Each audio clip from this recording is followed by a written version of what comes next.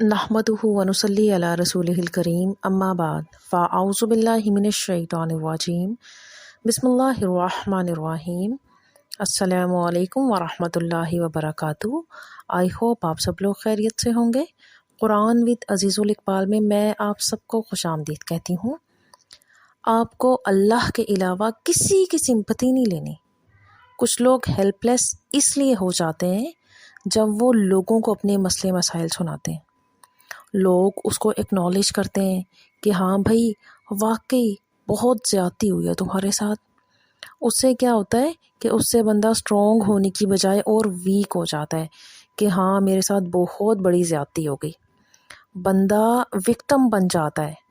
اللہ کو مومن کا اس طرح کا رویہ بالکل بھی پسند نہیں ہے کہ وہ لوگوں کے سامنے وکٹم بنے۔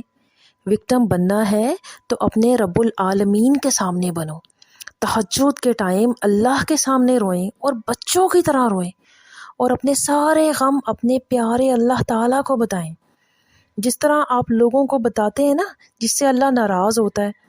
اگر لوگوں کے سامنے اپنی ویکنس شو کریں گے آپ، فار ایگزامپل رونا دھونا، تو ایک ٹائم آئے گا کہ آپ کے بارے میں یہ فیمس ہو جائے گا کہ یہ بندہ تو ہر وقت روتا ہی رہتا ہے۔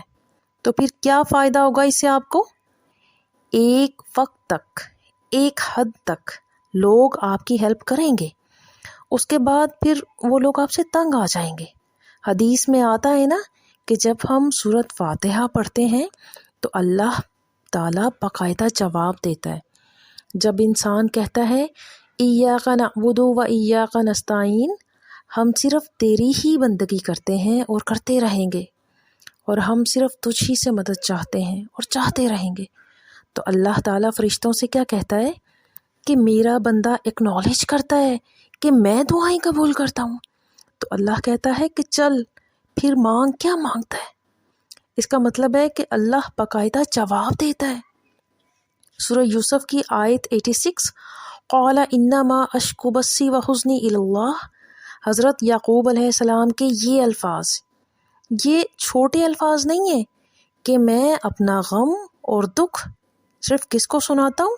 اللہ تعالیٰ کو، اور اپنی شکایات کہاں کرتا ہوں؟ اللہ تعالیٰ کے ہاں۔ تو یہ بات اللہ کو اتنی پسند ہے کہ اس بندے کا اتنا کانفیڈنس ہے مجھ میں کہ لوگوں کے پاس جا کے نہیں رو رہا، میرے پاس آ رہا ہے۔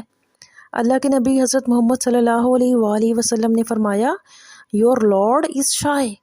جب تم اس کے آگے دعا کے لیے ہاتھ اٹھاتے ہو تو اللہ تعالیٰ شائع ہوتا ہے کہ میں اس کو امپٹی ہینڈ ریٹرن نہ کروں۔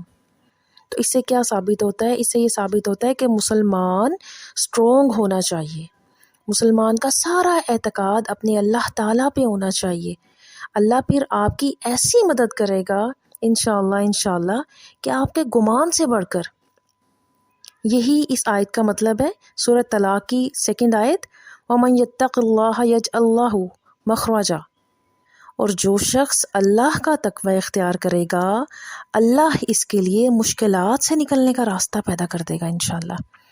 یعنی جو کہ اللہ تعالیٰ کا تقوی اختیار کرتا ہے، اللہ تعالیٰ اس کو اس طرح سے نکالتا ہے اس مصیبت سے، اور ایسی سورسز سے دیتا ہے کہ اس کا گمان بھی نہیں ہوتا۔